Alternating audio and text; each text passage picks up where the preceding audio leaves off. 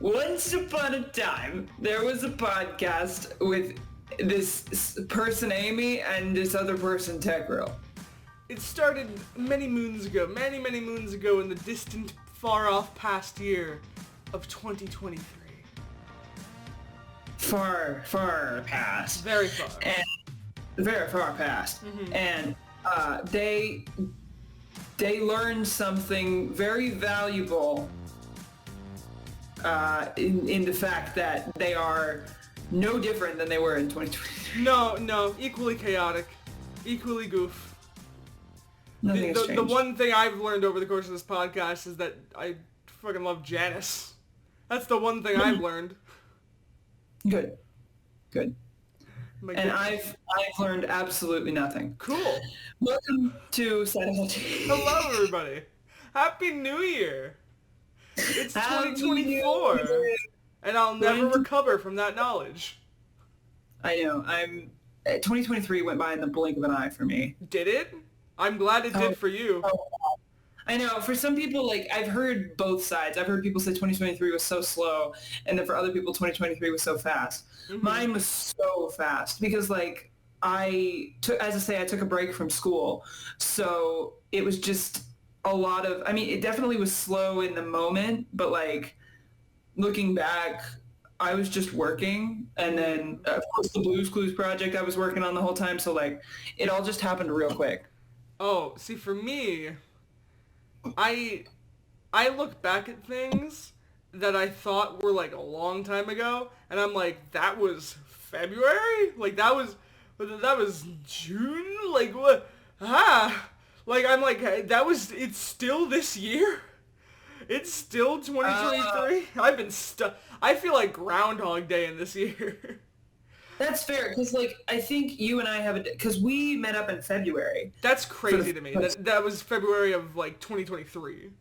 Yeah, and for me, that happened, like, a few weeks ago. Oh, for me, that felt like it was a decade ago. Mm-hmm, that doesn't feel like a decade ago to me. I remember almost all of it like it was yesterday. That's crazy to me.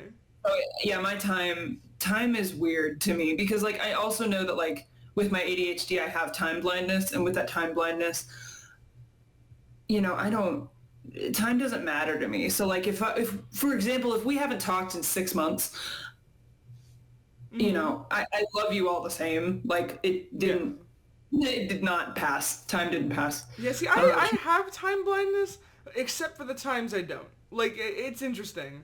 Like, sometimes I feel like things are going slow, and sometimes I blink and I'm like, it's November. Oh. I didn't realize how I got here. But, like, it really depends. But anyways, oh my god. Happy 2024. Honestly, I'm excited for this year to maybe be less shit than my previous few years. I'd like that to be the case. So far, a decent start. Not bad. There you go. I'm enjoying my time. I got a new mattress. Things are good. Oh my god, you got a Scruffy right there? I got a Scruffy. Oh my god. For those of you who don't know, Scruffy is one of my webkins, my stuffed animals. And if you followed my account, Scruffy is kind of famous. Scruffy. So I love Scruffy. He's a good boy. So he's with us today. He's fine. Oh my god. And also, for those who are watching on video, you may be looking at my setting and going, Amy, where are you? What, did you get trapped in a prison? No. I'm moving back to school. So I'm in the dorm. So this is what my dorm would have looked like when I left, but I got to decorate it. We're decorating it tonight. Yeah. So. And if you're looking at my screen and realizing you've seen the same background for 17 episodes, you might be thinking, Tech, have you always been in a prison? And it's, no, this is just where I live. This is just where I've been for the past 2 decades of my life. I love how we kind of match. It almost looks like you and I are in the same space. That's what I found funny when you said, are you in a prison? And I was like, that looks like my place. So, like, you know what? Not far off. That's not what I meant at all. These walls look very empty to me right now. Oh, yeah, no. I gotta fix it. Oh my Literally, God. As a little side tangent, I got here and I'm with a new roommate. I've never met this roommate. But, like, I was placed in the dorm on the other, so this is a 2-person dorm. I'm placed on the other side and the other side is a flip of this room, but I've always had one side of the two-person dorm. Yeah. So like being in the other side, I feel like a visitor. I feel like I'm not supposed to be there. It feels wrong. And then I asked my roommate, I actually met them today, and I said, hey, can I have the other room? I feel much more comfortable in there. And they were like, yeah, totally. So I got in here and I just went, ugh.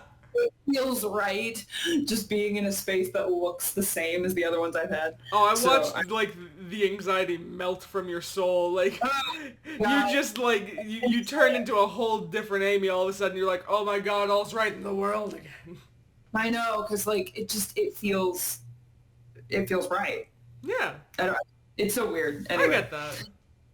People were like, Amy, it's your last semester. You're going to graduate this year, so you got to, like, push through and do the different thing. So maybe stay in that other dorm. And I was like, no. No, you need a level of comfort.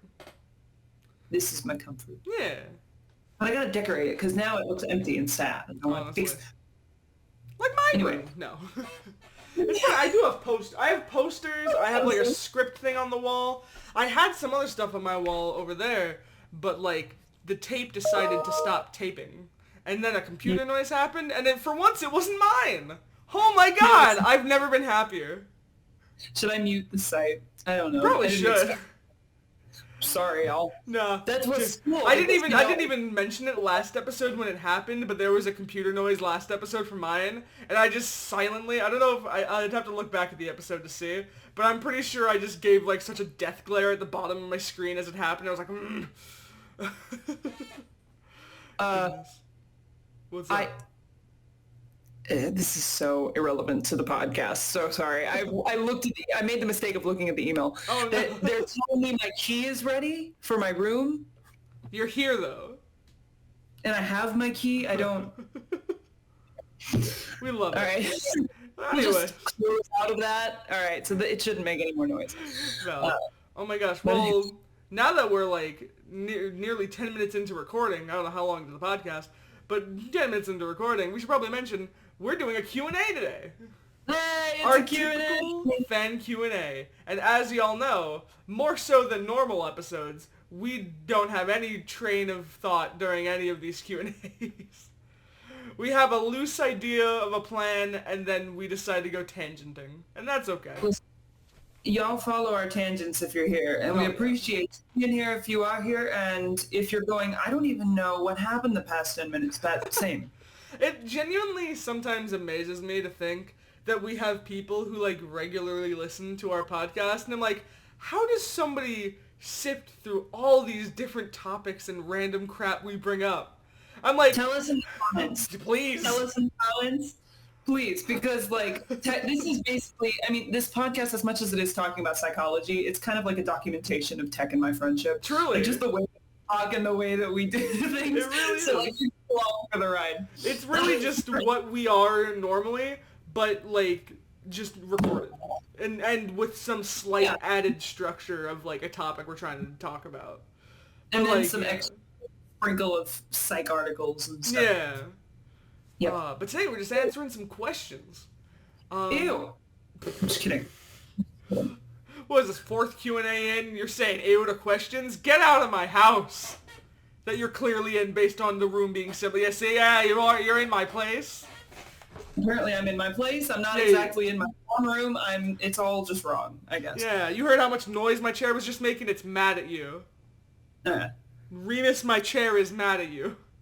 Okay. I also like how it's not Remus the chair. It's not Remus chair. It's Remus my chair. Remus my chair. Remus my chair is mad at you. Why is his middle name? It is. I was going to say the same thing exactly a second before you said it, and then you said it. I'm so glad to know that I just took the words right out of your mouth. This is great. How it goes. Right. What is the first question? Well, our first question comes from Phoenix. And his question is, what are your goals for 2024? Which feels like a good question to start off a New Year episode with. I like it. It's a good question. Well, what are your goals? Graduate. As many of you know, I've been dealing with a lot of executive dysfunction and just like some annoyance with my ADHD. I'm back at school. I'm planning on graduating with both of my majors, and I'm hoping to walk out with both of my majors and hang those bitches on the wall for the rest of my life. Uh, I've I'm already feeling kind of a slump being here. Like as much as I love like my friends here and the environment here, it really is kind of like a nervous energy. So I'm hoping I can get through. I really think I can, but I'm just kind of thinking about that. Yeah. Uh, I also have been doing a lot of like personal growth stuff. Like I'm trying to listen to my needs more and take away that people pleaser energy in a way. That's a goal for me. And then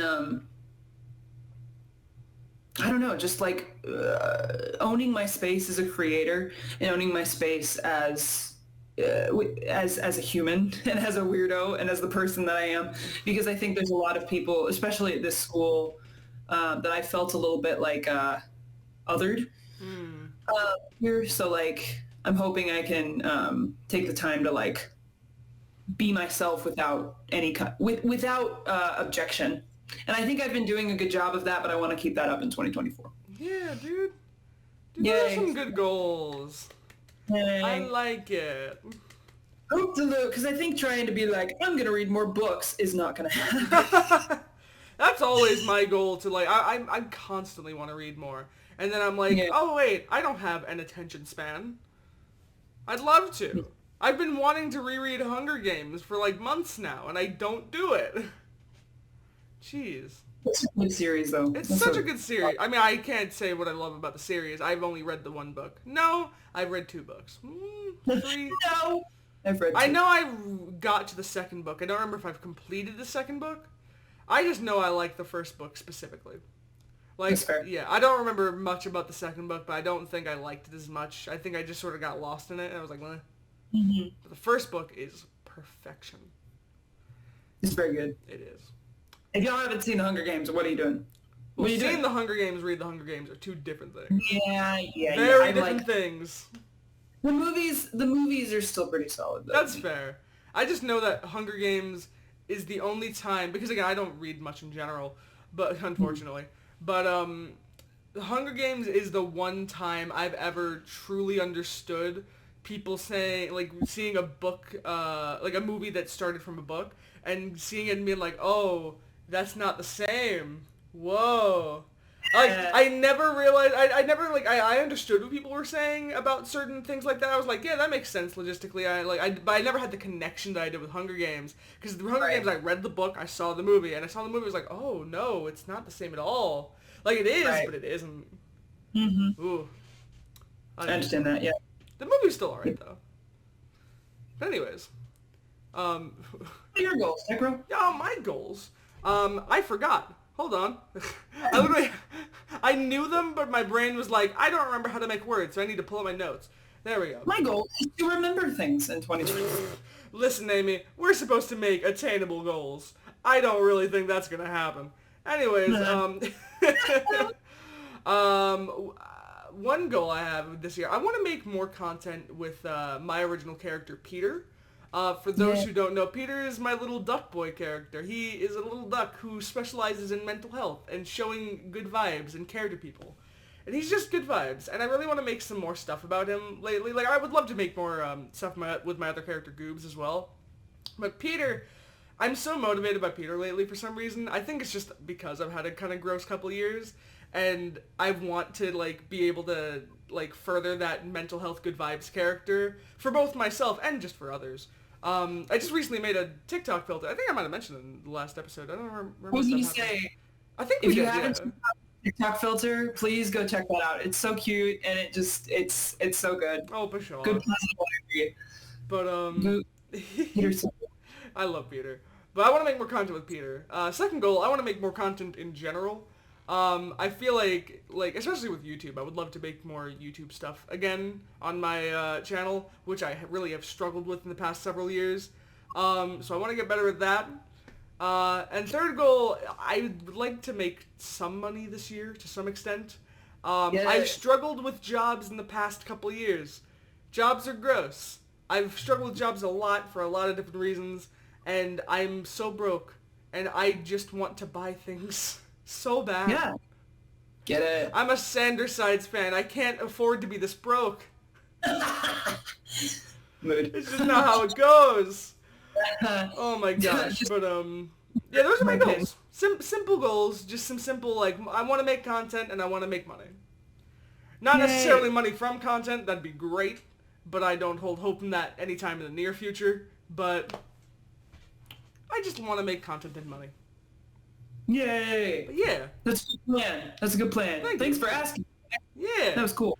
Good question. Oh my gosh. Alright, we'll go into our next question. This next couple questions I know we're really excited for. Because... We've been... Huh?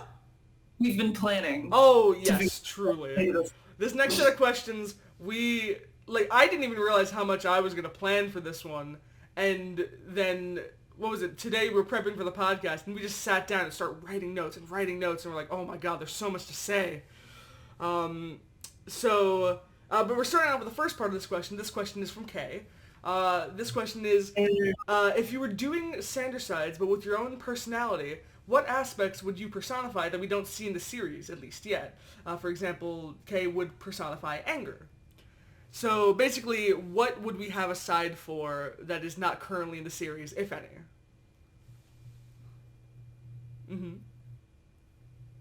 I didn't process this specific part of the question. Oh. I don't think I can answer this because I think it goes too close to our theory about the orange side. Fair. Okay, I see that. I'm going to hold it and put a pin in that question, and then we'll come back to it once the finale's out. Okay? That's fair. Okay? Okay. I'm sure she's never heard that before, ever. I'm sure we are the originators of that joke. I'm so sorry. I'm like 50% sorry. I'm not sorry. Kay's been following me for a long time. So like Kay's great. We love Kay. Kay is honestly one of the biggest supporters I think currently of this podcast. Absolutely. Phoenix too. Phoenix, honestly, we get comments from these two every single time. So that honestly, you guys rock. Thank you for listening and thank you for participating. It means a lot. Yeah. All right.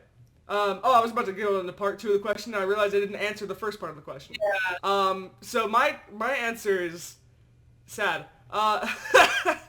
My answer of something I would personify that isn't currently in the series of Sides as a side would be depression, because I got lots of it. Enough to fill a whole side. No, literally. Depression is a thing that I deal with quite often, and I feel like it needs to be a side in my brain to some extent, or, maybe not to a full extent. I can't really say more because it kind of goes into the second part of the question, but, so basically, depression.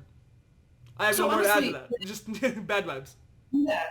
I guess in that capacity, then, I could probably say, I wish ADHD was more prevalent in the series. I think it is, but it's not as talked about, and I think it'd be interesting to add a side that I'm going to talk about that with mine, but having a side that functions with ADHD or something. There's sides currently that I would say exhibit ADHD energy. I mean, Padden and Roman, but they don't really talk about it. They never called it by name that I ever remember. It's not really focused on. Yeah, and I think that's an intentional choice on Thomas's part, of course, and the team's part, because it's. I think they're trying to keep Thomas. Not that ADHD isn't relatable, but I don't know, maybe trying to generalize Thomas in a way that a lot of people can relate to Thomas instead of just genuinely Thomas Sanders. Fair enough.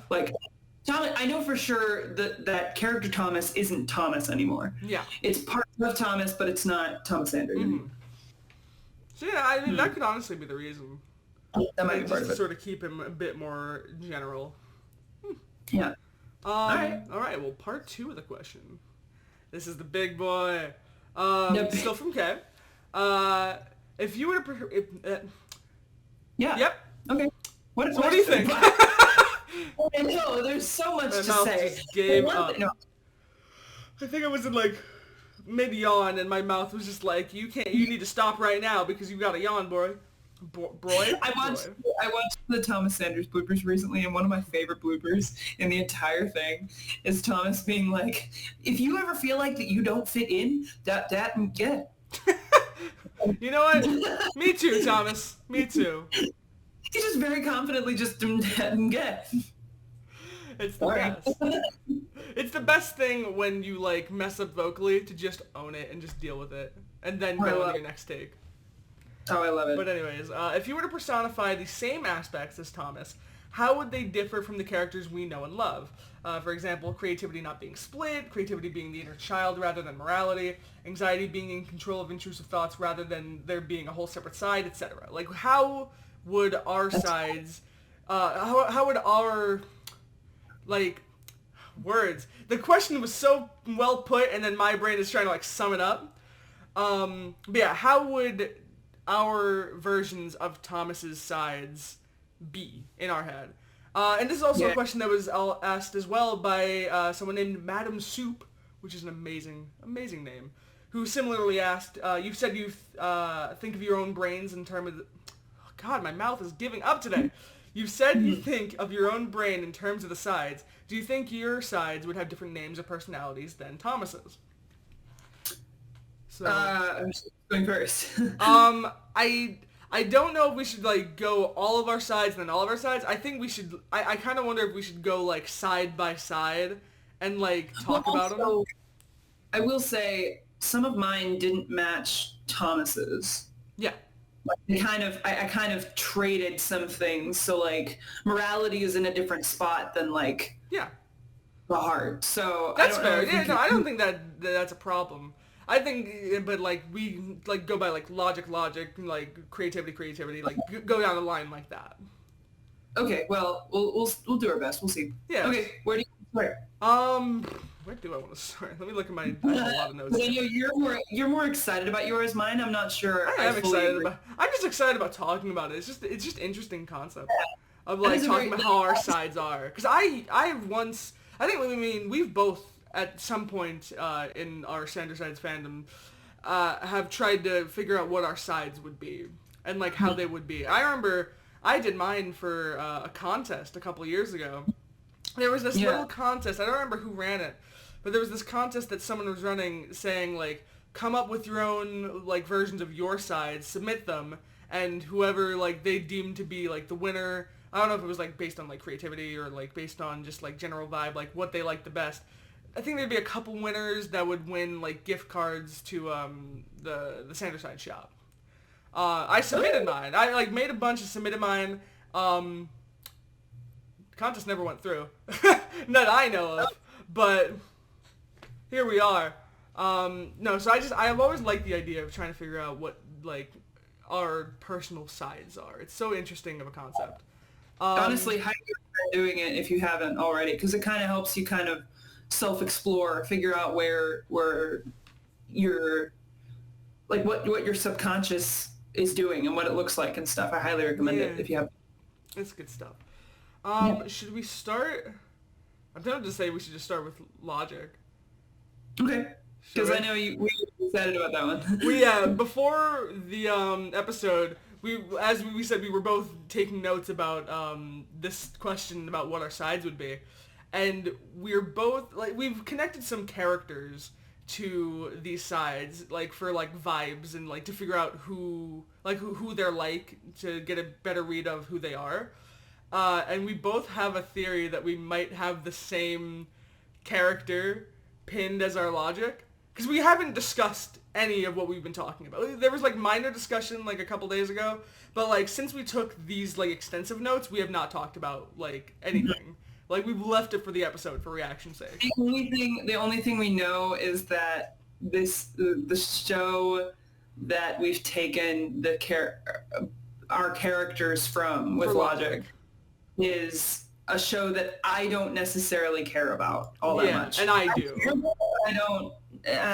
I know I do. If it's not my show. But all right, so Who should go Okay. first, I suppose? Like, one of us has to.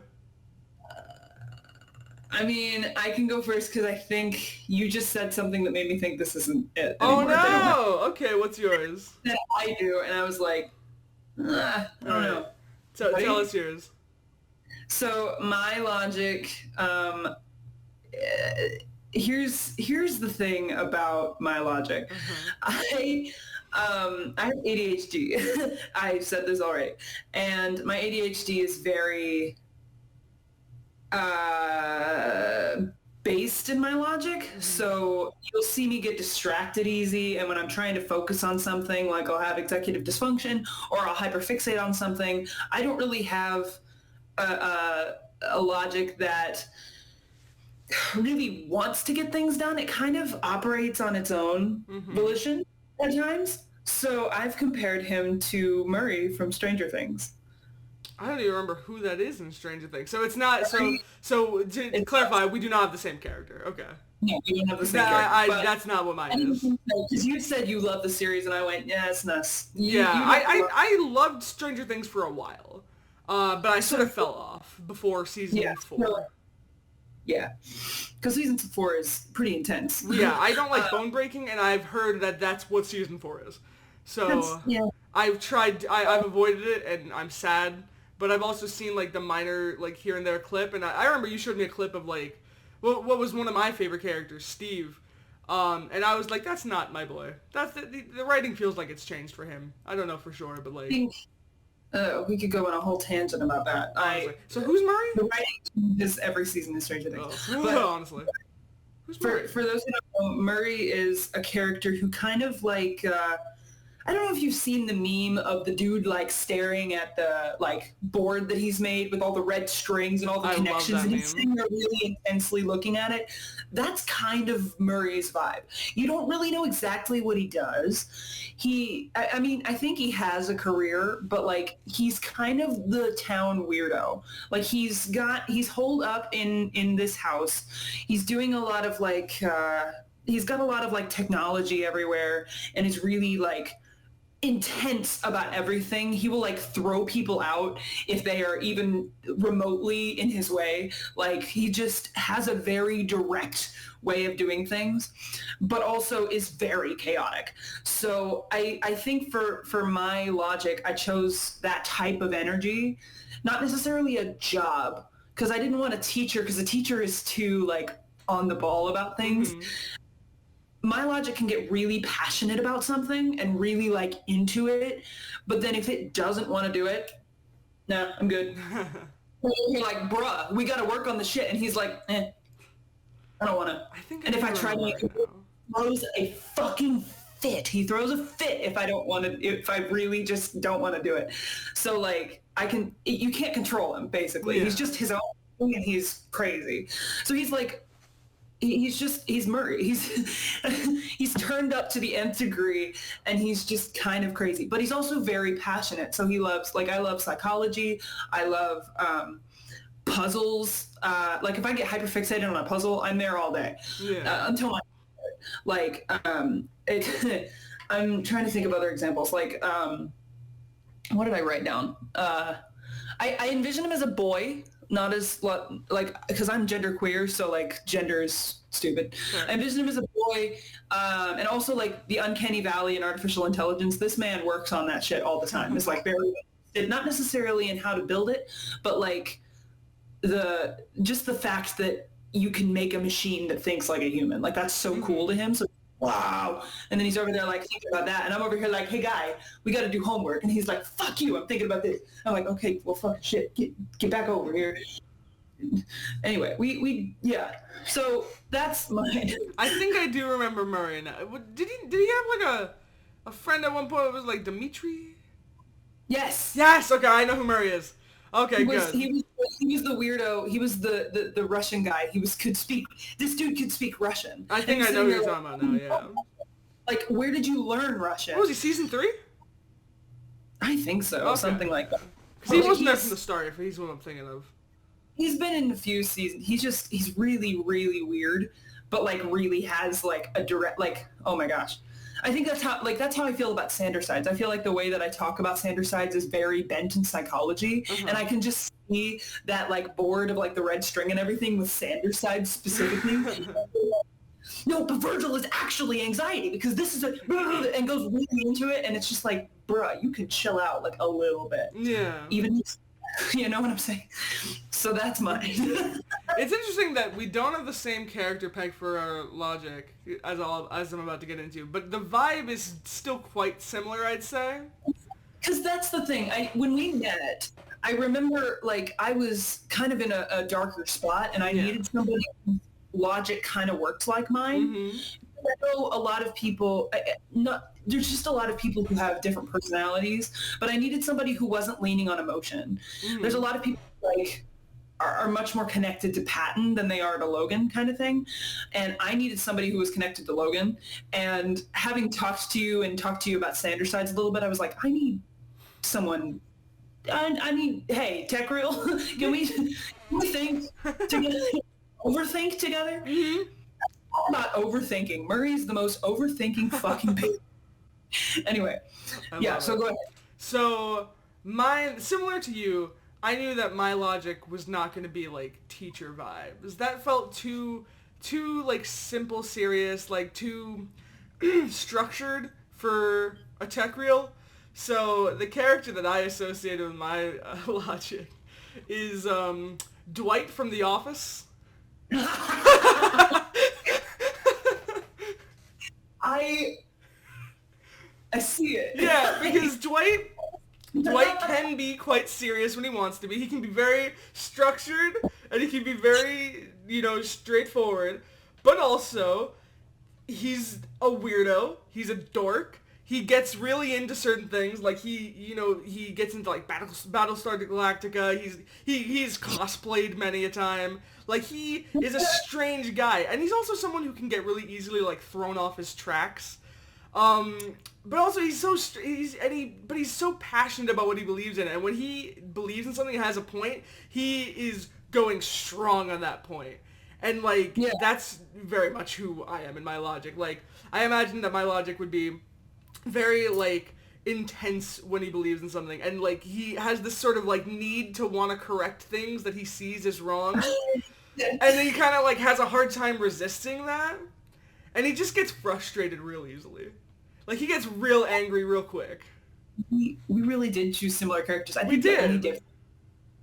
I want to say the only difference is like a level of arrogance. Yeah, Dwight is quite... Well, are you saying yours is more arrogant or mine is? Because Dwight is quite arrogant. I would say Dwight's more arrogant because like Dwight, when he's wrong and he knows he's wrong, he'll still stand by his argument. Mm-hmm. Whereas Murray will just go and just move. He'll just like shut up and like be arrogant, but then like accept it. Oh yeah. And be like, I'm stubborn. He'll get mad and he'll be like, you know what, you're right. Okay, fine, sure. Oh, yeah, but then Dwight is like, no, I'm still right. Me. I feel very Dwight. I think that matches us pretty well. Yeah. The more I think about it, I really do think we picked well. I think we did. I think we both have very different characters that are very the same vibe and very much like equate to our versions of logic. Talk about if that doesn't describe that we're overthinkers, I don't know what is. That's wonderful. I just know like I feel very affirmed in our choices with logic just because like we said, we know that our logics already line up very well. So the fact that we chose very similar vibes and that it matched up so well shows that those are accurate choices. And I love that. I love that. No, that's great. It. That's so I guess next we'll go on to morality. Okay. So I'll go first because I feel like I don't have too much to say on mine, like as extensively. I don't have like a character that I associate with my morality as of yet. But my morality in my head. I'm sorry. I knew there was something I forgot to say about my logic that I wanted to bring up real quick before I get to my morality. Another part that I wanted to say that was very different from Logan, from like Thomas's logic. I know Logan is very much the type of person who wants to try to like hide the fact that he has emotions, or like he tries to like push that aside. And I feel like Dwight is similar to that, but also, like, doesn't give a crap about that as well. Like, he sort of tries to, but then he's like, no, he has strong opinions, he's loud, he has very strong opinions, and he is not afraid to get emotional about things in an angry way. I just liked, I don't know, I liked the fact that he's less, like, attempting to be emotionless. Anyways, back to morality. I just wanted to make that connection, because, like, that was one big difference between, like, my logic and his logic. But, morality. I'm a paranoid person.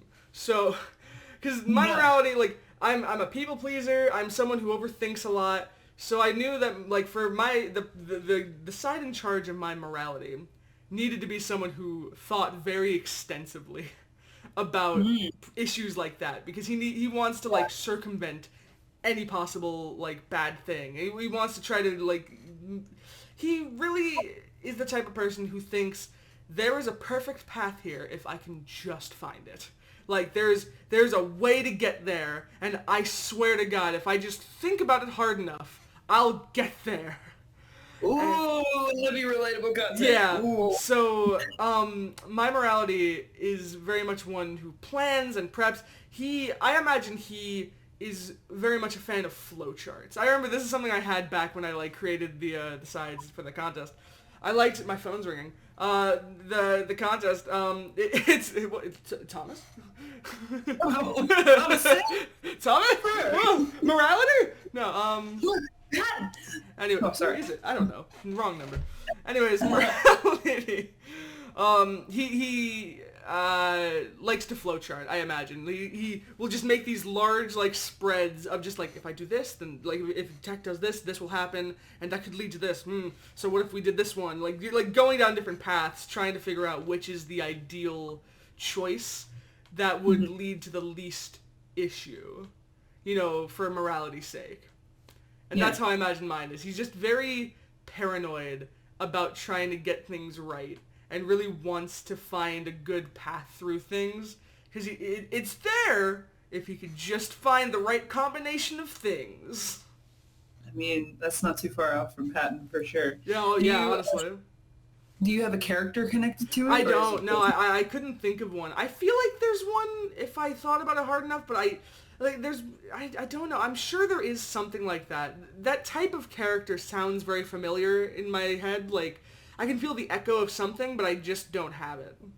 Yeah, I think there are a lot of characters that could combine into that. Like, I honestly think any character that's akin to Patton could probably match it to an extent.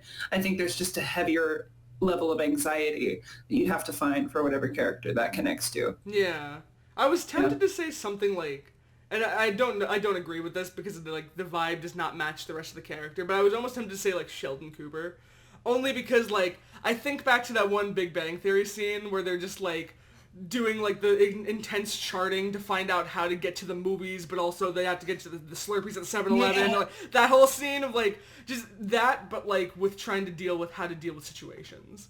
But, like, Sheldon is not the right vibe for that. I'm sorry, did something die? What happened over there? Oh, bad. Someone dropped something upstairs. Spooked me. I was like, oh my goodness. But yeah, so that's my morality. I'm back in a dorm. Oh. Fun. Right, so what's your morality? I love that scene because, like, the end of that scene specifically, they all leave and they don't have an option, and then Sheldon just goes, you know what? That was the right option. Yeah. He was just like, what was it, like, right. Penny comes in after someone comes in, and then, like, they all went to the movies without you. He's like, yeah, it was the only way. He just looks at the chart. It was the only option. No one walked in. He said that to himself. No. I watched that scene recently. No, he said that to himself. I'm pretty sure there's a later scene where that still happens, though. We'll have to debate that later. We'll have to figure that out. But anyways, so your morality? So here's the thing. We're gonna kind of blend into the next one with mine. Oh. Because my morality, I had to think about this for a while because I have a lot of, well, for one thing, how do I start this? When I think of my morality and I think of my sense of right and wrong, I think of my anxiety really really intensely because like I have, content warning Christianity. I grew up in a Christian church, and there's nothing wrong with that, but I also know that like for the longest time I was really basing my entire life on whether I was good or not, and I'm going to be fighting that for the rest of my life. Am I a Christian anymore? I don't know, but it was definitely a fear of being bad or a fear of being wrong. So I've kind of connected my morality and anxiety to Patton and Virgil because Thomas has said that he has a Christian background, so it's very similar. So I've just connected that. But if we're actually looking into mine exclusively and not them, I separated Patton. I basically like took Patton apart and had the morality become my anxiety, and then the heart be an entirely different character. Ooh. I call him compassion, I guess. Ooh. I don't know why I love that. So, because yesterday, okay, so one of the things that happened yesterday, I got here to my college town yesterday, and some friends came. I went to go over and visit a friend's house, and my friend has some pets, right? And oh my good golly gracious, I love pets. Listen, I love little pets, and cats specifically. I love cats. I'm allergic to them, and I don't give a shit. But they had they had a dog. They had a dog, and they had 2 cats. And I had to like make sure I wasn't touching them too much because like I'm becoming more allergic to cats than I wish was true. It makes me sad because I'm getting like hives when I touch cats now. And fuck. But anyway, so one of the things, because they recognized that I was kind of keeping an eye on the animals because, you know, they're cute and whatever. They gave me one of those like red light things that you can put on the ground and have the animals chase. The laser pointers? Yes, the laser pointers. I love those things. But this specific pug, okay, it was a pug, mind you. This dog was a pug. This pug would just chase the ever-loving daylights out of this, like just charge her life out, charge her life out and just go around and, oh my gosh, she was running like crazy. And it was also funny whenever like, whenever, I'm already thinking about it, like when it, already getting into the compassion. Because whenever like dog would, it would be on something, like it would be on some leg, it would be on a toy, it would be on something. The dog would literally like chomp it, like bite it really quickly, just chomp, and like like peck it almost like a I'm trying to for people who are audio, like like a peck, like a chicken peck, basically. It was hilariously cute. Aww. And so I watched this dog like just chomp on like dog toys and things. And then someone, one of my friends put it on my foot. And the dog would just boom. And it was just a little like punch feeling. It was so cute. Listen, my heart was soaring. I was like having that dog. That's adorable. Oh my God.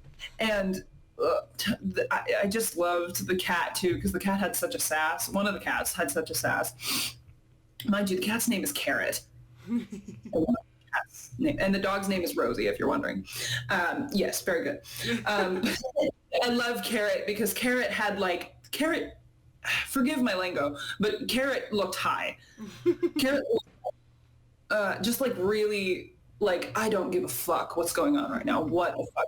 And then whenever Rosie, who had so much energy, would run past her, Carrot would just be like, sorry, what? Fuck, what was that? And like when the light was around, he'd be like, the fuck? And he would just go after her. Listen.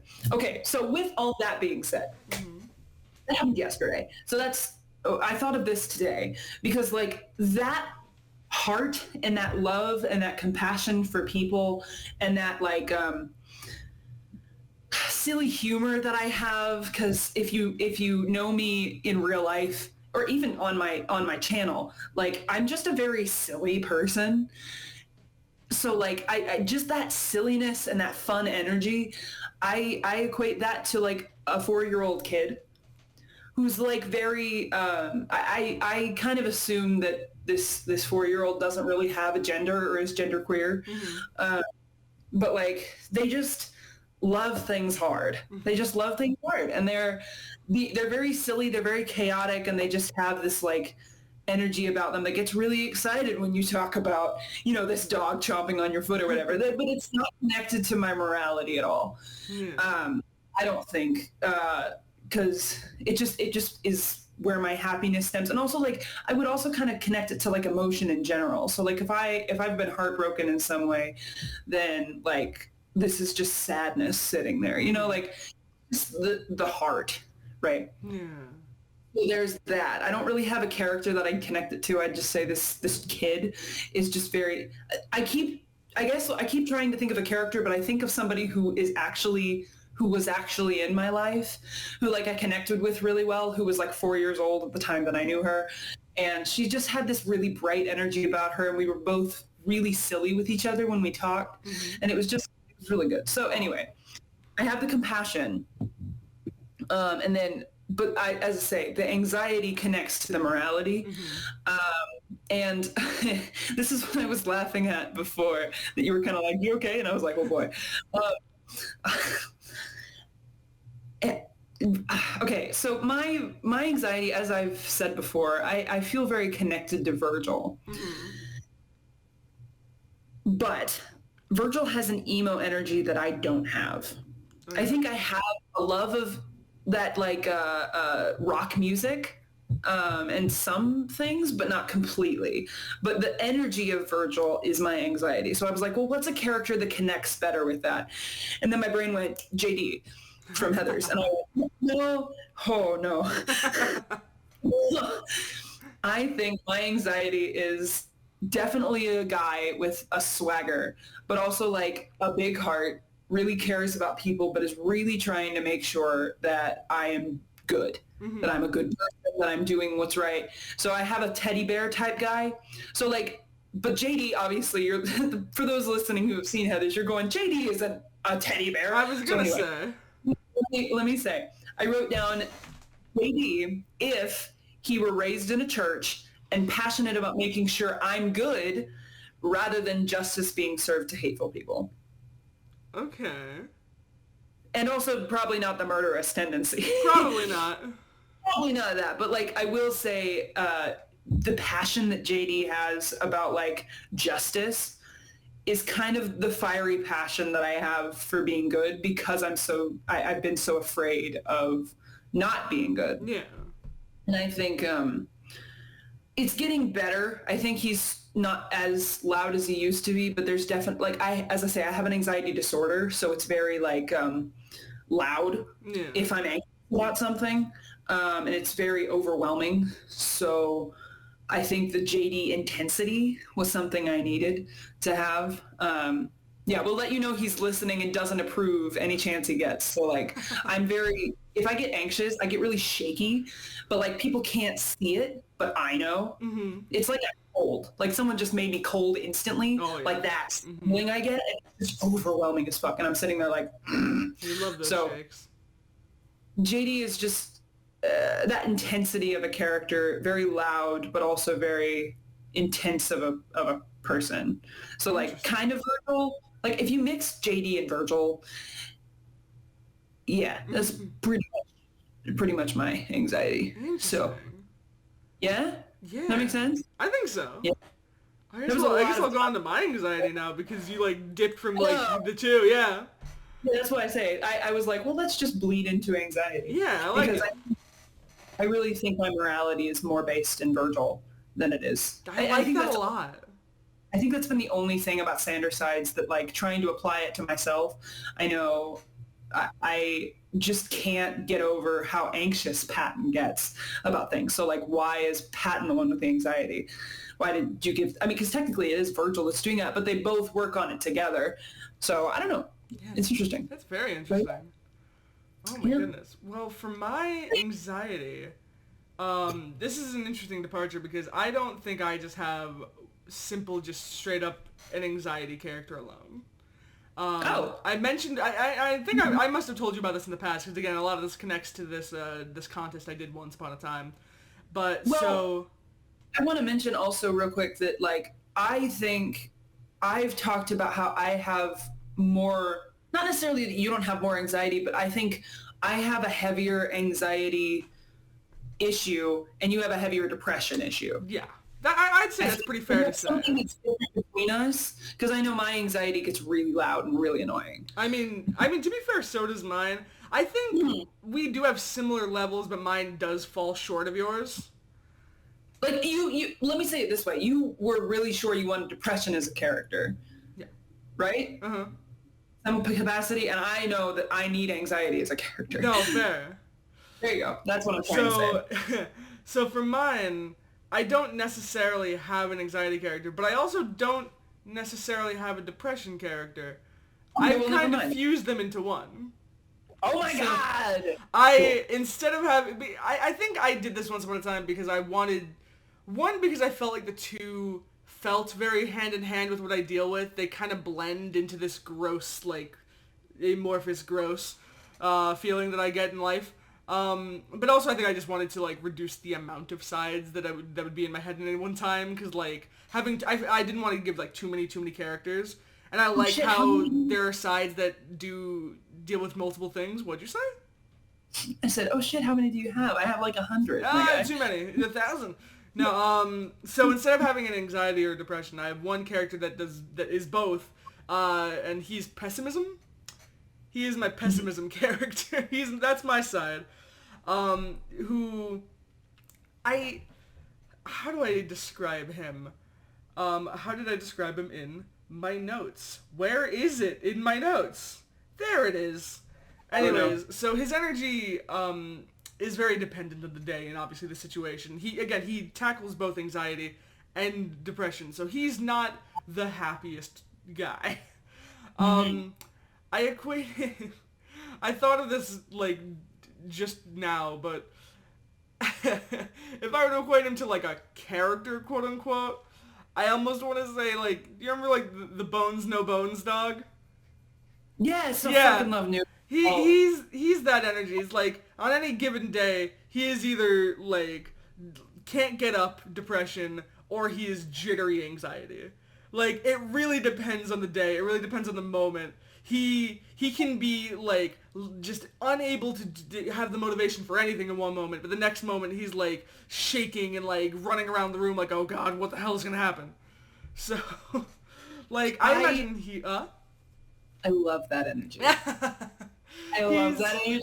He's a lot. In your head, like that, as somebody who knows you, that does He's but, a lot. In a way that's, but that's the thing. We love Noodle. Like, I'm not saying that that's something that's, like, repulsive or anything. I'm saying, like, it's wonderful that you've got this thing with this character with a heart of gold, but also, like, who will just, I need to be not moving today. It really, I can imagine it being, like, the other side is looking at me like, how you feeling today, man? And then he's just, like, really, like, depends on, like, the mood of the day, like, what is based on, like, what he's doing and, like, how he's feeling. They're like, okay, he's standing. We're fine. We're okay. I want to be on Comfy Mountain. Well, you say that. Like, I imagine that this is the type of guy, like, you know, I haven't thought too much about, like, the, like, aesthetics of a lot of my characters. I keep calling them characters, my sides. But yeah. I imagine he is very much one who, like, he needs comfort items. He has a lot of, like, soft blankets and, like warm sweaters. Like, he just needs to feel comfortable as best he can. He has a lot of, like, plushies. He snacks a lot. He is a snacker and a half. Like, he is just looking of how to max out his comfort, because at any moment he either needs to sink into those to, like, deal with life, or he needs to hide under them. Mm-hmm. And I know for me the snacking just comes from I'm an anxious and sad snacker in general. Like, so it plays into that a lot. It's just he's just like there's, like, a gross thing that I'm dealing with, and he'd just be like, you need to find chips now. You need to go. We need chips, and we need them fast. We're just all like, me? I think you have to pee. It's that, but with snacks. Like, that is him. You need chips? I think if we have a flavor in our mouth, maybe we won't think about the terrible things going through our head right now. That'd be great. And then Thomas comes back, or you come back and you just go, I did not need the chips. He's like, okay, well, I feel the same, but now I'm full. Do I stop eating? No, you need the flavor. Shit, I do, I guess. That's my relationship with my pessimism.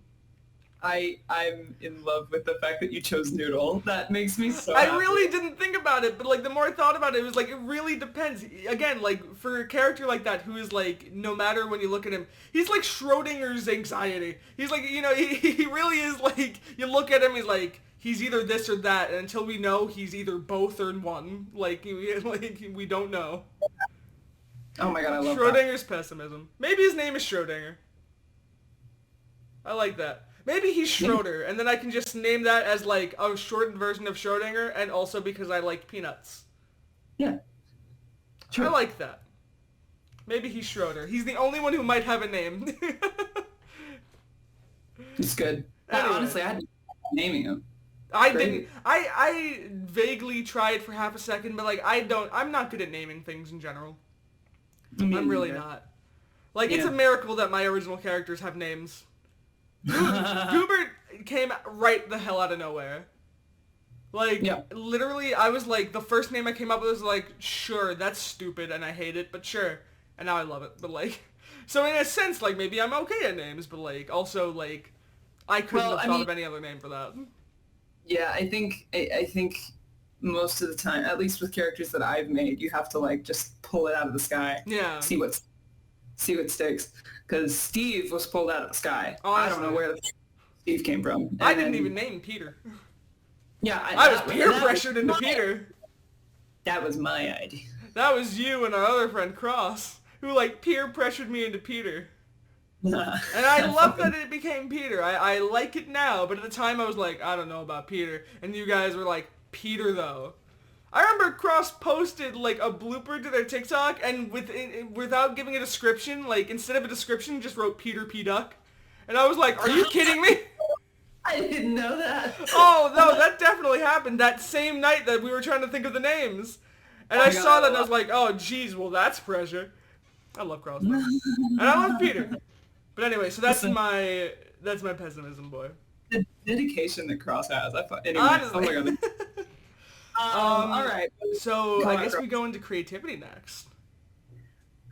I guess so, yeah. So the biggest question I think that we should answer before we talk about our various creativity sides, because there's creativity and potentially dark creativity if you have that as well. Yeah. But the question is, did your creativity split? For me, I don't think so. Oh, okay. I think, because I think because I don't really have, I've had intrusive thoughts, but I haven't had them, I don't think I have them in a disordered way. So I don't, and so there's that. And then also the idea that like, I have, I mean, I grew up in a church and there were like forbidden things to think about, but I don't think I just shunned those topics. I just don't think I was ever really introduced to them. Yeah. I don't think I knew what a trans individual was until my friend Emerson sat next to me and I met him as a trans human. Like, these are, it was just something that was never introduced to me. So like, obviously like, for example, sex was talked about, but again, like, I just really didn't know about it. So like, I just never associated myself with it. Mm-hmm. So instead of it being something that was just forbidden, it was just something that was kind of in a pocket that I just didn't really want to touch. And then over time, yes, I've developed as a human, and there are things that like I've opened up to, but I think it's just been like expanding my creativity instead of like completely splitting. Okay, so your creativity and dark creativity is just one overall creativity. Like, there's no really like separated dark. It's just all like creativity, like a full spectrum of like whether it's like less than innocent versus like innocent. Okay. With that being said, Um, I this is one that I've known for a while because I can never figure out why Roman doesn't match in my head. Like something is off about Roman. I don't have Roman in me at all. Because he's very like confident and and obviously he has that really deep-seated insecurity and I just don't have that when it comes to my art specifically. I know a lot of people like I have talked to me like, and they're afraid to put stuff out because they're afraid of what other people will think. And I'm over here like, I don't like, I definitely think about that, but also like, I just throw it out and see what happens. Like it wasn't as much of a hump that I had to get over, basically. Yeah. With that being said, my creativity, I don't really have a character. I guess you could connect it to Jessie from Toy Story, sort of. But like my creativity is a girl and she has pigtails or braids, kind of crazy messy hair. And then she's got like paint all over her face and she owns like an art shop or like is her house is like an art shop or room, I guess. But the art isn't necessarily visual art, it's ideas. But it's like in the form of like paint and a lot of like physical art. So she's like got all sorts of stuff messy everywhere. And she throws ideas and some ideas don't stick. And then there are some that are like, oh, I got to hold on to this. Wait, I don't really know. There's a disorganization about her. She's always like, I'm not exactly sure. Oh, wait, it's this. Wait, yes. Okay. So then it's just paint all over her face. And I just imagine her very messy. But I think she's a writer, so with the maladaptive daydreaming thing, I think she's got a lot of like she makes a lot of stories with her art, and she makes a lot of like potential scenarios and things, but it's always very chaotic. So with that in mind, for the forbidden stuff, there's a corner of her art shop that's kind of forbidden things. And for the longest time, there were things that like other characters would shove into that corner and she wanted to look at, but she wasn't allowed to touch. So for example, when I was a kid, I always thought that my love of AI was really creepy because like, I know a lot of people well, for one thing, I would watch scenes of like Buzz getting reset in Toy Story 3. That was one of my hyperfixation scenes. I don't know what it was, but for some reason, him being a whole different person just freaked me the fuck out. Yeah. But like weird because I felt like because it was something that's not necessarily happy. It wasn't really it seemed like a bad thing to be like hyper focused on. So I was like, I'm not going to acknowledge that. So it was shoved away for a long time. And I think the creation of Steve, my original character, was the acceptance of that to an extent, or one of the ways that I have accepted that over time. But like I would hide in my room and do like scenes with AIs and do scenes where I would like things like that happened to like that type of style of getting reset or something like really dark happening to somebody, like that would happen in my room by myself, but it would be a thing that I thought I could never touch. So that type of stuff, along with like stuff that technically I wasn't supposed to think about, was just kind of like in a corner in the room that she would pull from occasionally, but never publicly. Yeah. And now that I'm learning to pull that box out and be like, let's see what's in here. Interesting. Okay. That's an interesting way to look at that. I like that. Yeah. Yeah. Oh my gosh. I'm also really excited to talk about my creativity because a lot of what you said is very much who mine is as well. Which I think that also kind of lines up to some degree. Yeah. We are very similar. But, so first of all, did my creativity split? I think my creativity did split. Okay. So I do have, like, creativity and then the dark creativity. And I think it's a funny reasoning. I think the reason that my creativity split is because of Blue's Clues. It's an interesting thought because Blue's Clues is that sort of like hyperfixation or special interest or whatever you want to call it, like this lifelong thing that like started as a kid and I just sort of started loving and loving and loving it. And it sort of, like in general, like how do I word this? Basically, it persisted past, childhood into adulthood. And so there was always this sort of like like more innocent area of my brain that's like, okay, children's shows. I love this children's show, which eventually carved this way into now I just have this very interesting, I have this fascination with like children's media in general. And, to the fact that I would love to make some myself in the future. Yeah. So there's this big side of me that's like, okay, innocent children's media, like, Steve from Blue's Clues-esque, like, okay, yeah, that's who I am. Then there's the other side of me who likes, Ninja Sex Party and grotesque shows sometimes and like these like darker medias. So like I think my love of Blue's Clues that carved that sort of children's media side of my brain is what is at least a factor of what split my creativity between like here's like the very sweet safe stuff and here's the sort of stuff that I'm like, okay, maybe that's questionable. Maybe that's like the more violent stuff and the more weird stuff, and it's like, okay, weird. So I think for that reason my creativity I think split. Yeah. Do you think they could ever combine? Anyway, I don't.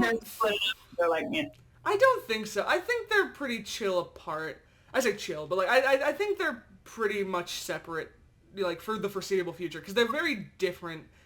Like I don't like character-wise, I don't know, but like specifically just in what they represent and like the differences between how I view certain creativity versus other. I think they're pretty separate for now. So I guess another question then, because I've talked about how like I have forbidden topics that my creativity is starting to pull. Do you think these are two separate people in your head, or they're two different boxes? I think they're two separate people. Okay. I see them as two completely different people. Because like, again, I think of just in like my future like creative endeavors, and I there are certain things that I'm like, okay, that is the one, like, my creativity would factor into that one, and my other creativity would probably do a bit more of that one. Like, I can sort of see that, like, divide. Yeah. Like, I don't know, I think there's just a lot of, like, I very much view myself and my interests in general as, like, it's weird that, like, there's this side of me that's, like Blue's Clues and, like, MLP and all this stuff, and then there's the other side of me that likes all the other stuff, and obviously you can like whatever you like, and like no matter how different they are, but like I very much view those as like different sides of myself. So I feel like I already have been viewing myself as like split in that way. That's interesting. Yeah. Do you have like a persona for either of them, or are they just like this is what they make? What do you or mean? Is what do you mean like what their characters are like? Yeah. Oh yeah, no, I do. So my creativity, I love the vision of my creativity here, because my creativity, first of all, he is just ADHD incarnate. He is like, because that's who I am as a creative individual. I have ideas for millions of different things in like a multitude of genre of different like mediums of creativity, and there's just constant things. What? Yeah. Education is this the one that likes Blue's Clues? This is like the creativity. This is creativity versus dark creativity. So like that's the other side is dark creativity. So this is creativity I'm talking about now. It was like both of them are creativity. I don't. Oh yeah, no. But I'm talking about like specifically like light creativity. I guess I'll call him for now. Light creativity. Yeah, he is ADHD incarnate. I imagine him having lots of different pockets. Like whatever he's wearing has lots of different pockets. Maybe he has a satchel. Like he just has a lot of different compartments and pockets that he is just constantly writing notes and jotting down ideas and just ripping them off. I'm like, okay, cool. I have that for later. He is so stuffed with notes, like, which is very true to me. I have like the notes app on my phone. I just have like notes upon notes. I'll write a note and I'll forget it for a year, and I'll be like, oh, so like. I just imagine him always like just shoving notes into like already overstuffed pockets, and like it's just kind of like overflowing. And he like tries to find a note, and he's like, oh shit, I lost some notes. Oh well, they were probably fine. Just to comment, I don't know if I've ever. Well, I mean, okay, let me refer. I'm walking into a grave. Walking into a grave. The creators that I love the most are the ones that have that chaotic creativity. Yeah. And I'm connecting that to both of us, and I'm connecting that to like Thomas when I hear him talk about creativity. I'm connecting that to Markiplier when I hear him talk about creativity, like same type of vibe. Anyway, keep going. Yeah, no, it's just this like weird, like chaotic, like I have a million ideas and I will get to them all eventually, probably, sort of, maybe, I don't know. It's like this sort of like this sort of like artist trope of like I have a million work in progress, like that's him. So, ADHD. it literally full ADHD mode. So, Yeah. I also, it's funny, you were saying how yours is like a writer in some way. I also said mine has like sort of writer-director energy because of the maladaptive daydreaming. So, like, he just gets... It's a really cool way to look at it. Yeah, so Well, he like sees something and he's like, you know, like he's inspired by something. He's like, that, okay, look, here's what we're gonna do. Here's the vision, and then like that's how the maladaptive daydream starts. So like, Yeah. so he's like, oh, that, oh, or, like I'll be listening to a song and he'll be like, oh, pause the song. I have a thought. Like, I have an idea. I'm like, not even gonna write it down. We're doing this now. Like he's a very energetic boy. He's just always ready to do stuff. Oh my god, I can just feel your noodle character going, oh, here we go again. my what character? Noodle. Oh, my noodle character, my pessimism? Your noodle character just, oh, here we go again. Oh yeah, I think they clash because like, it's my like sort of like depression-y like low motivation brain that like gets in the way of like getting stuff done too. So they kind of clash a bit. But like, no, so he ADHD incarnate, writer-director energy. He has a million notes and he intends to do all of them, despite my limitations as a human. Yes. As for my dark creativity, I don't have a character to compare my creativity to, my light creativity, but my dark creativity, I equate him to Aaron from the Game Grumps. He's not like the menacing nature that is Remus, sort of like, oh, I want to mess with people in a mean way, like sort of like I want to like scare the wits out of you. I think mine is just sort of like, he's just a loud, goofy jokester. He just wants to say gross things just to see a reaction for silly jokes. I like, because my light creativity is like the notes guy, I like to think every once in a while when he's not looking, dark creativity just like slips a gross note in there and just waits for him to discover it. And that's where the intrusive thoughts come in. So he'll be like looking through notes and he'll see something and be like, how did that get in there? And he's just like, I don't know. But, he's over there cackling. Yeah, Aaron's energy, that just sort of like very loud, crazy energy, that can also be a little serious depending, but like, that is the energy I have in mind for my dark creativity. Like again, not that like, sort of like malicious sort of energy that Remus has, just sort of like, I want to just have some fun and mess with some people today, so yeah. Yeah. I love it. That's great. Wow. Dude. I guess the last one now is Janice? Janice! Deceit boy! I'm so happy with where my deceit is, because... So I guess I'll go first real quick. So, so my deceit... One of the ways I know that we differ is, like, our capacity of lying. I know, because, like, I know you're not, like, no offense, of course, but you're not the best liar. I don't lie. You're not a lie person. I say, okay, give me some credit, though. I lied to you pretty good about you can lie, but I wouldn't... I think you can lie. I wouldn't characterize you, though, as a good liar, typically. I think you struggle with it, but you can do it. So that's what I'll say for that. But for me, I'm a little Janice boy. I, like, not in a malicious way, but I'm, you know, my deceit is the type of guy who's, like, I don't want to, like, he's not, like, a villainous guy. He's, like, again, Janice isn't either, but he doesn't have the villain energy. He doesn't have the, like, oh, I'm here to, like, mess with you, haha. Like, yeah, because that's Janice. No, he's just sort of like, you know, lies are pretty good sometimes. They're pretty useful, and I feel like I can use them in a jokey way at sometimes, because, like, something I love to do, again, like, lighthearted jokes. I like to just sort of make up facts out of nowhere and just present them as if they're real in the midst of a conversation, as if it's a fun fact I bring up, and then I just sort of, and then someone's like, really? And I'm like, no. I do it all the time. I did it last night. He does it all. It's so fun. He does it all the time. And I'm pretty good at it usually. He's so good at it. I can just pull the most random, non-existent fact right out of the sky, just out of nowhere. And and it sounds real enough because I can base it in, like, decent logic. So my deceit is also, like, decently, like, you know, he's got his head put on. He's not, like, he knows what he's talking about. But so the character, this is what cemented in my head. I was like, this is exactly who my deceit would be. I was so excited when I came up with this. And this actually led to my discovery with logic being Dwight, because my deceit is Jim Halpert. My deceit is straight up Jim. Doesn't that sound accurate? He's like, he cares, and he's chill, and he has his head on straight, but he also is a prankster. He's a little prankster, and he's like, I can just use this, and he knows what to do, and he knows how to use lies in a very convincing way, sometimes for good, sometimes for pranks, but never for malicious reasons. Because that's the thing, Jim will never, prank to be mean. He'll prank to be silly, and he'll prank sometimes because he wants to help someone. But he doesn't prank to be an asshole. And that's my deceit. I lie a lot in my, deceit way, but never in a way that is at the behest of somebody else, to be malicious towards somebody.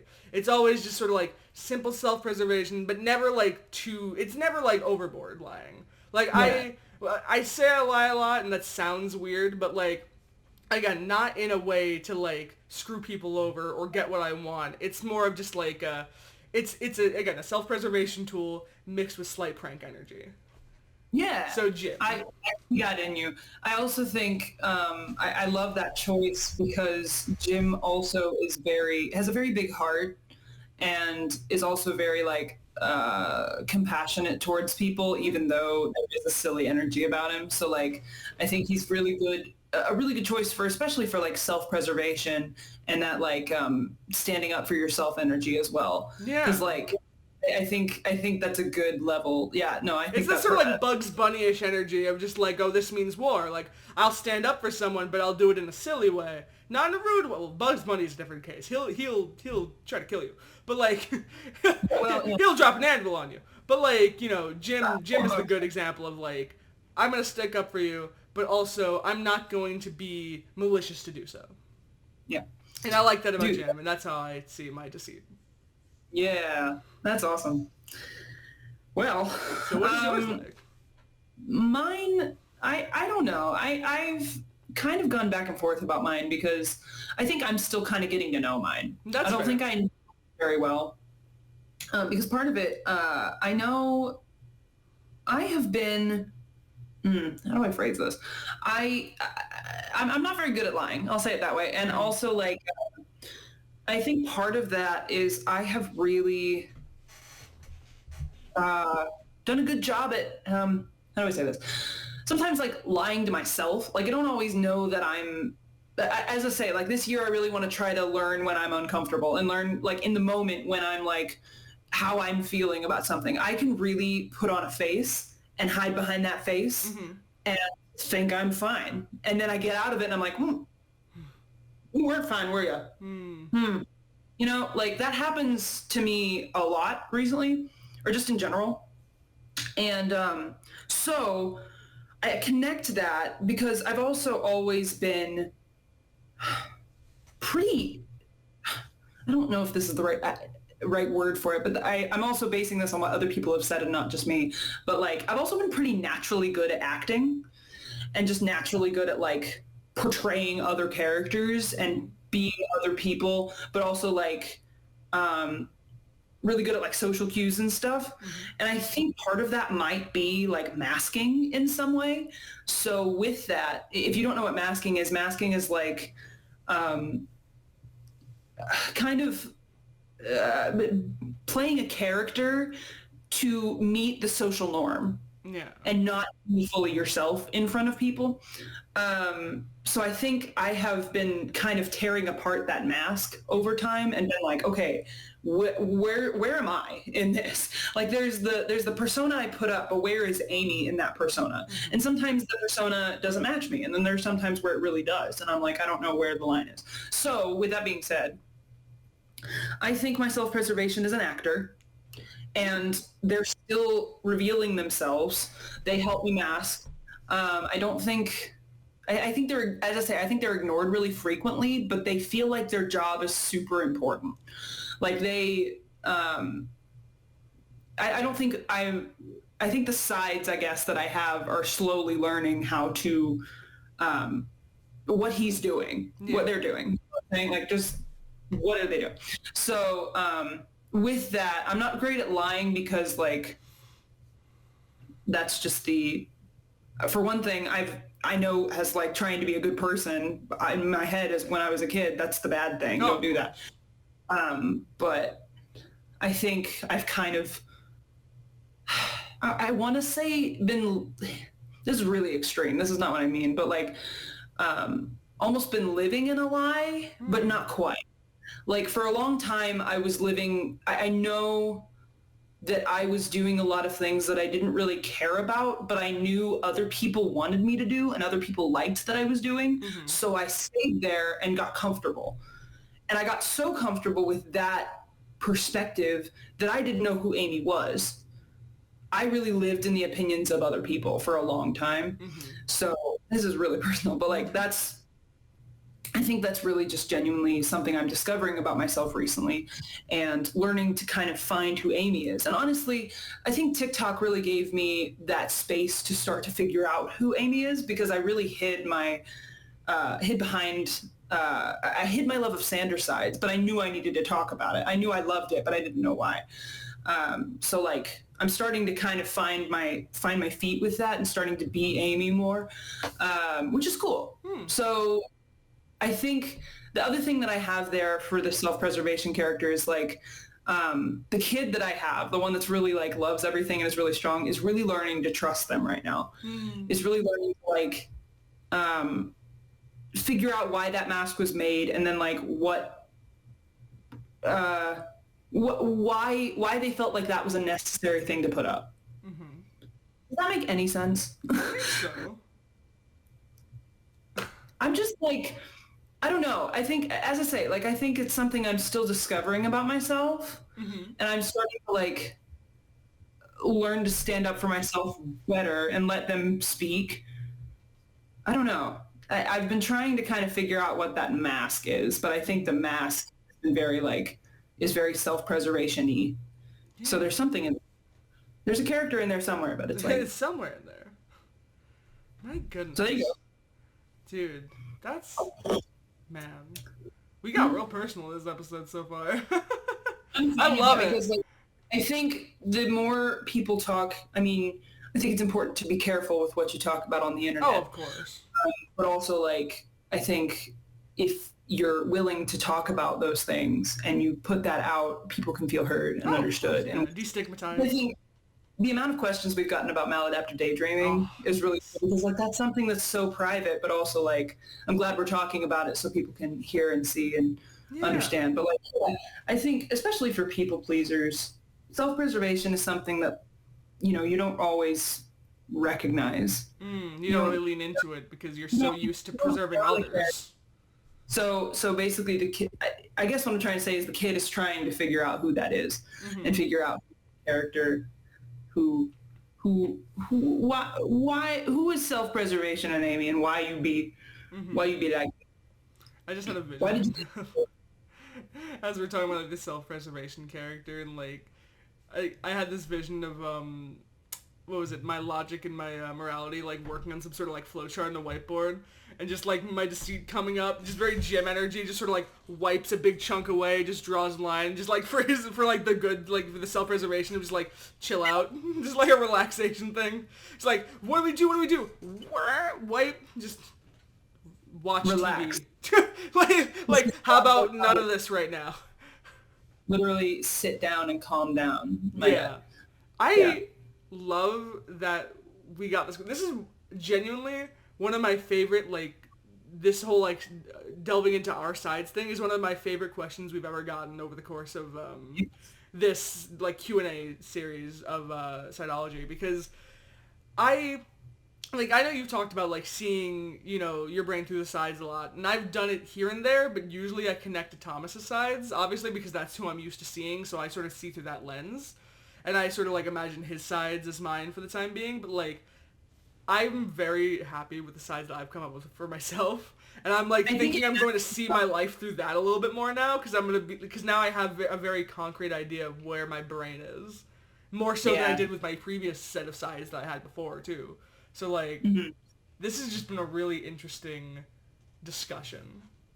Yeah, like, I also think that, like, there's room for change in it, and it's a really cool thing to think about every once in a while, just in general, just because you want to get to know your brain better. Yeah. You know, it's a know you. That's cool. That's so neat. Oh my god. Yeah. Well, I love it too. Huh? Good question. Good question, I say. Yeah, good question, guys. Oh my god. So, we have a couple more questions, but first, let us get into a quick Mind Palace moment. Oh, did you think it was Virgil, if you were listening and not watching? Because you heard the little maraca. Well, it's not. It's Janice.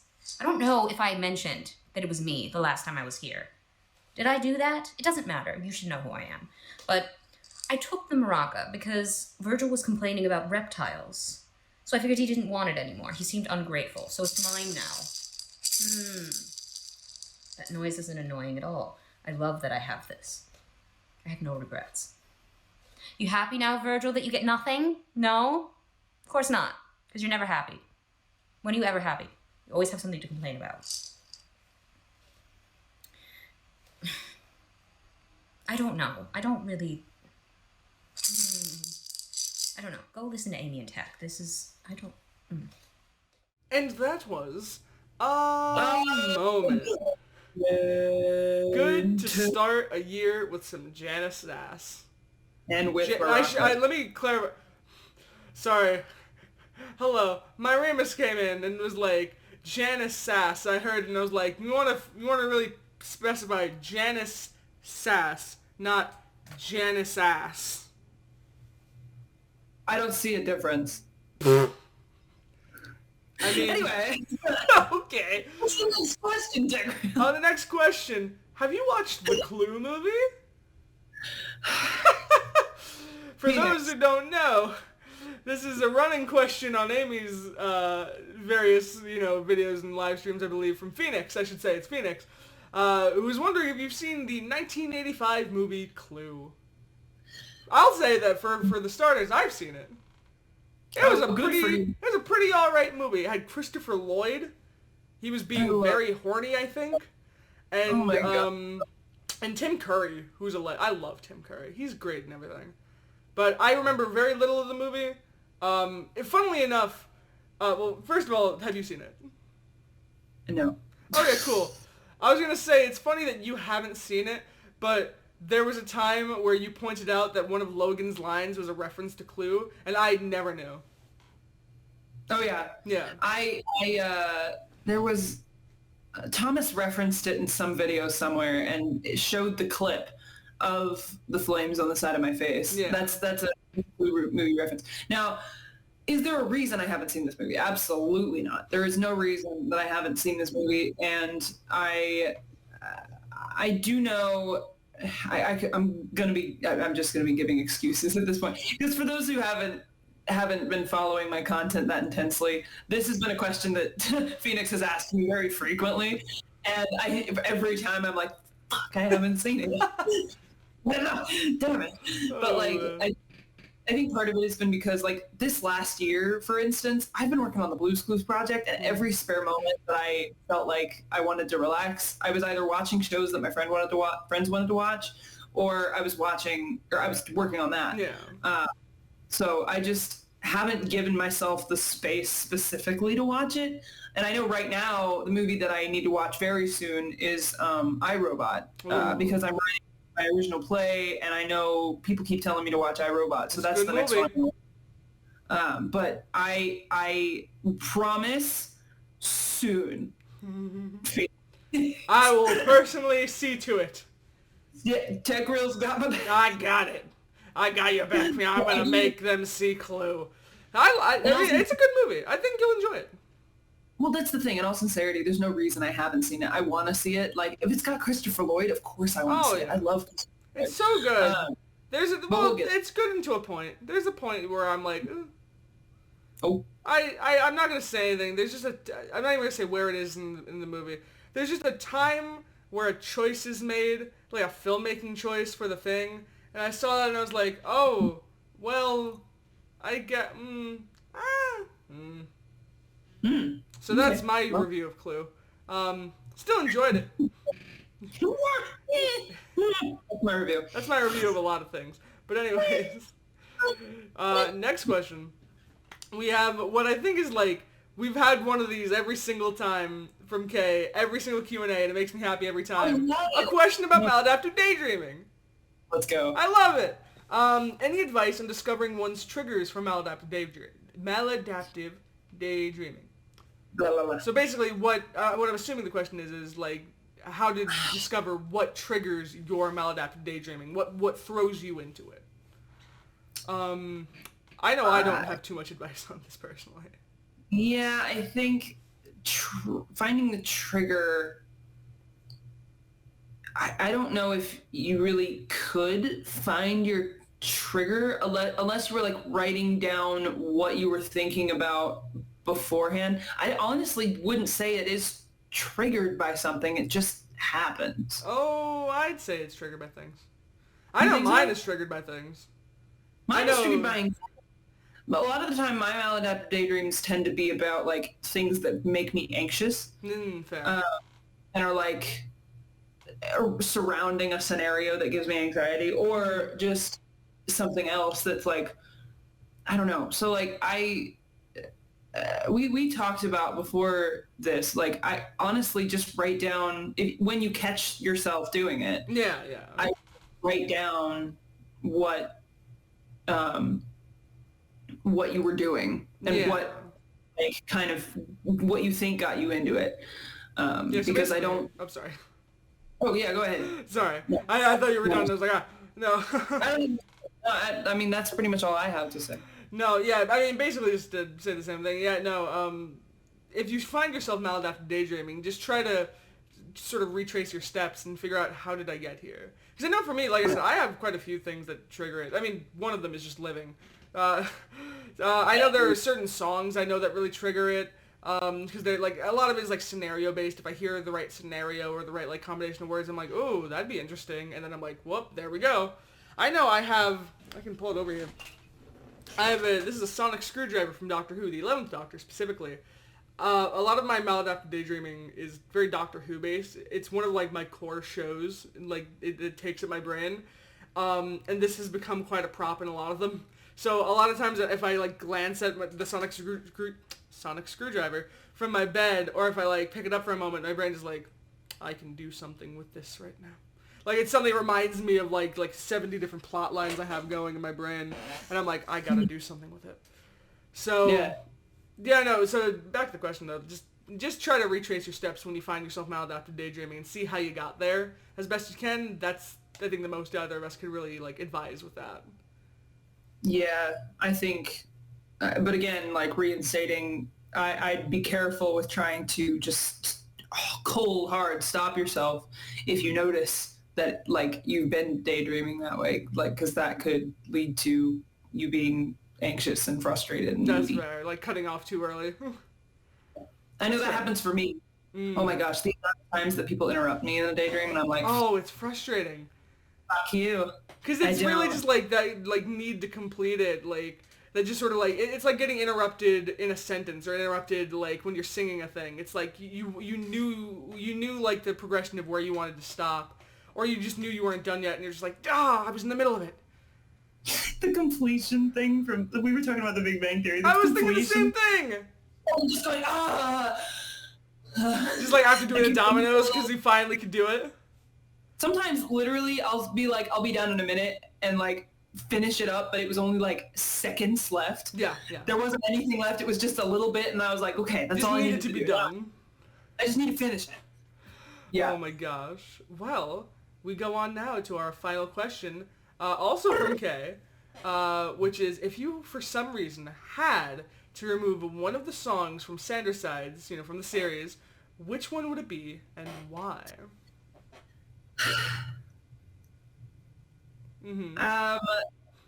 This is a hard question because like all of them had so much like care and detail and purpose. I think what I landed on is either Rhythm Redux or the 12 Days of Christmas. Oh, Here's the deal. I think I had those two, and then I was like, okay, the 12 Days of Christmas is my favorite one. so And good. it adds to the camaraderie of the sides, like how they treat each other. I think it's a really good the relationships that they have with each other in general. Like if you wanted to sum up Sander Sides in like 3 minutes, show them people that. Like I think that's a really important thing, but it's not lore heavy.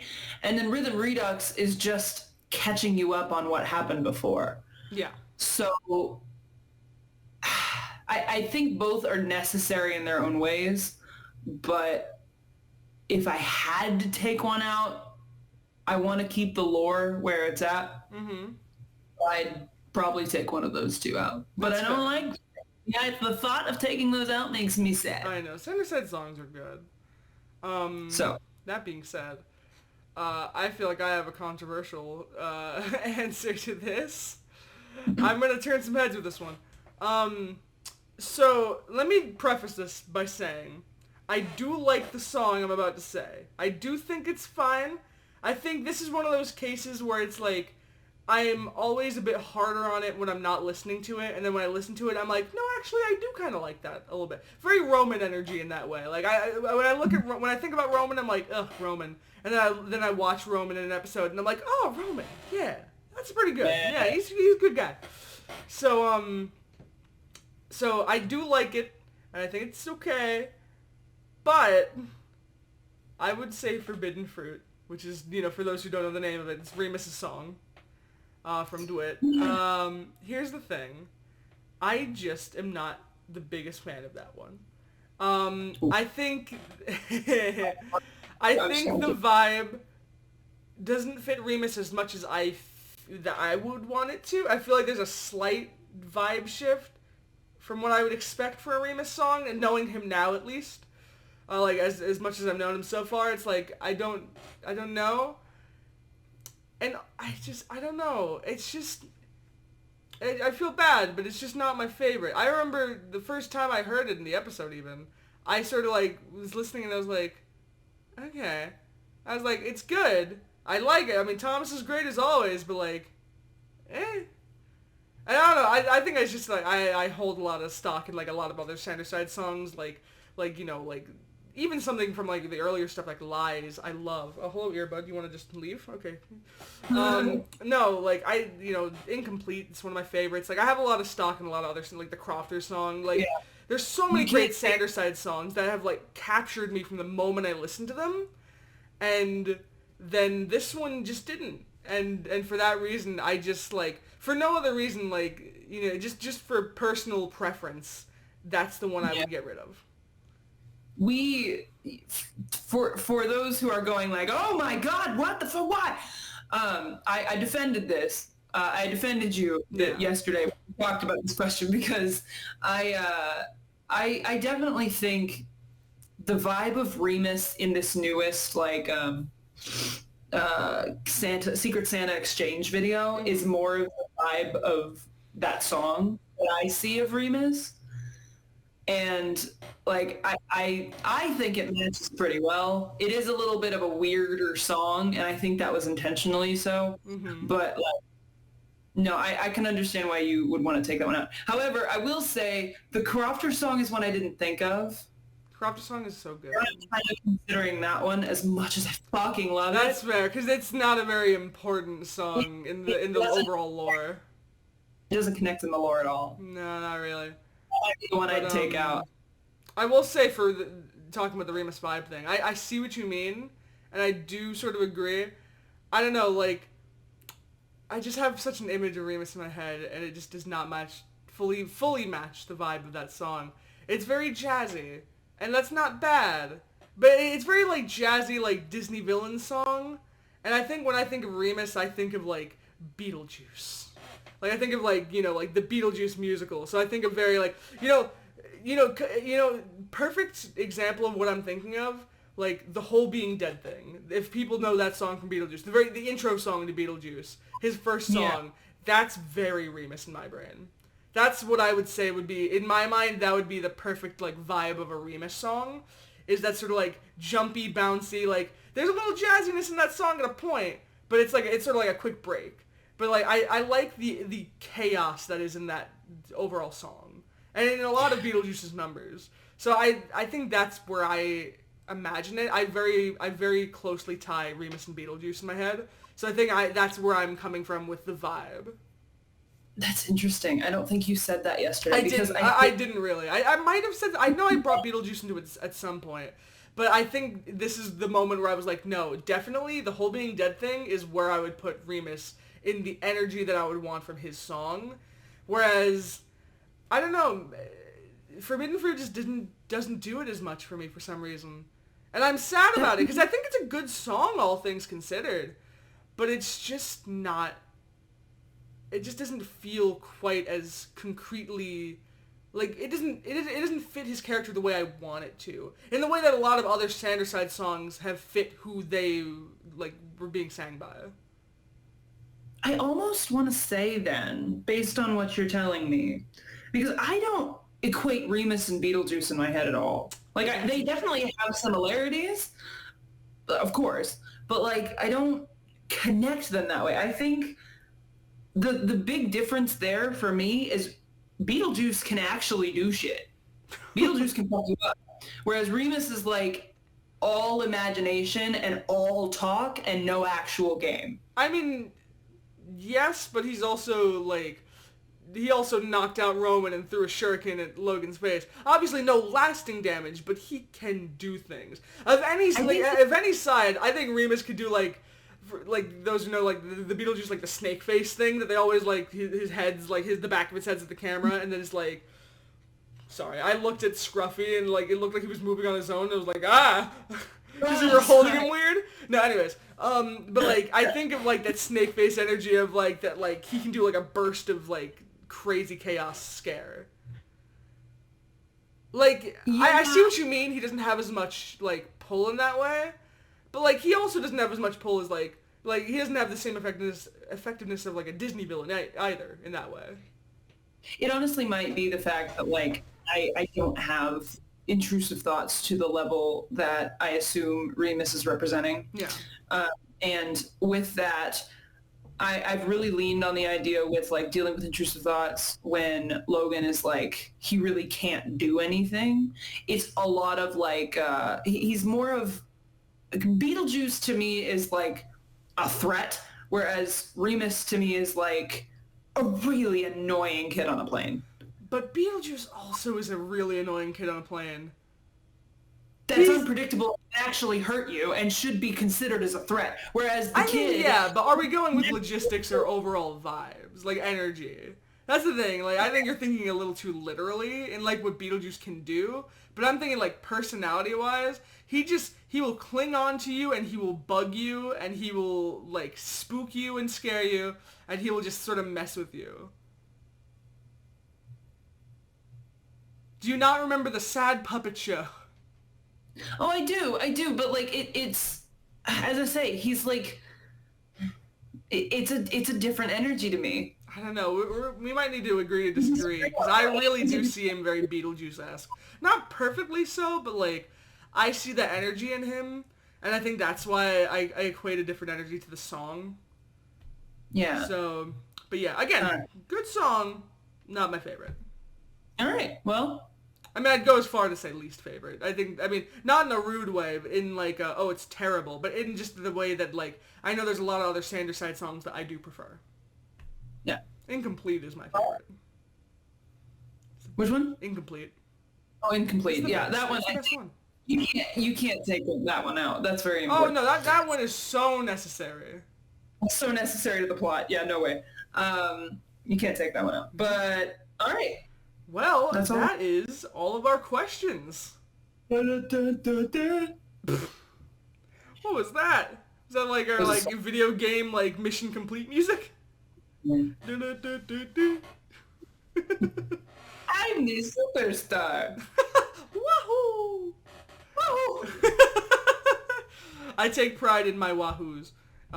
Anyways, well, this has been a good start to the new year, I'd say. Very good. Excellent start to Very New Year. good. It's very good indeed. Well, we will see you guys, I was going to say next week, we won't, because we do our typical, like, after Q&A, we do a week break, and then we get back to it. So, we will be back in 2 weeks for our next episode with our next topic. Whoa. Yay. My God, Fantastic. thank you guys for the questions, and thank you for watching into a new year. Thank goodness. Very good. You all are wonderful. Y'all and I are hope you wonderful, have. and we love you. I hope you have a good start to your year. Yeah. Goodbye. Bye.